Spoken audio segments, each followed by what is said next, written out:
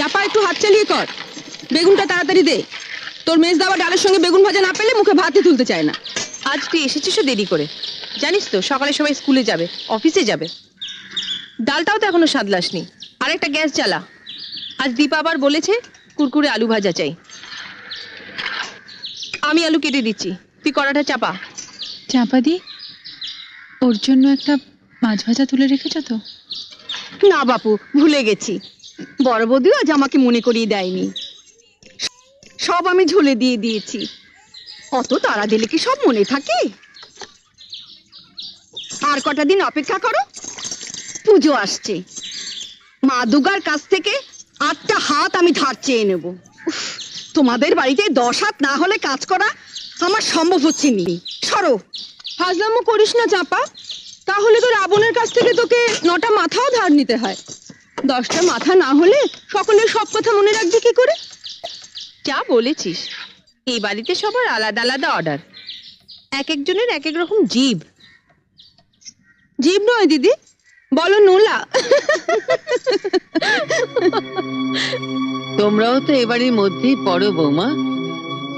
রোজ ডাল চচ্চড়ি দিয়ে তোমরাই কি ভাত খাও? ঝোল ঝাল ঝাল দিয়ে ছাড়া তো তোমাদের মুখেও ভাত ওঠে না। আর যাদের নোলা নিয়ে এত তোমরা হাসাহাসি করছো, তারা তোমাদেরই আপনজন। জয়া মা, তুমি আর দাঁড়িয়ে থেকো না, চঞ্চলের ভাতটা বেড়ে নাও। আর না হয় চঞ্চলকে আমি বলে দেবো মাছের ঝোল দিয়ে ভাত খেয়ে নিতে।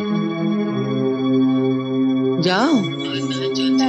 রান্নাঘরে সবাই মিলে ঢুকলে ধাক্কাধাক্কি হবে, তাই দাদাদের খাবারটা বাড়া হয়ে যাক,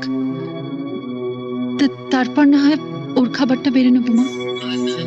কিন্তু আপিস তো সব একসঙ্গেই যাবে বৌমা। আপনার ছোট বউয়ের জন্য একটা আলাদা রান্নাঘর করে দিন মা, আমাদের সঙ্গে ধাক্কা ধাক্কি তোর কষ্ট হয়। আমি সে কথা বলিনি মেজদি। না তা বলনি, কিন্তু এর চাইতে বড় রান্নাঘর তো রাজা মহারাজাদের বাড়িতে হয় ভাই।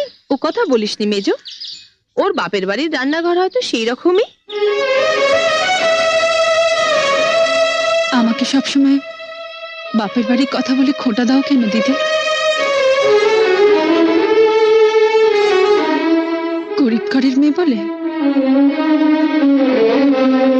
তাতে কি, বিয়ের পর মেয়েদের পরিচয় তো আর বাপের বাড়ি দিয়ে হয় না, শ্বশুর বাড়ি দিয়েই হয়। আর শ্বশুর বাড়িতে সব বউদেরই সমান অধিকার, তাই না?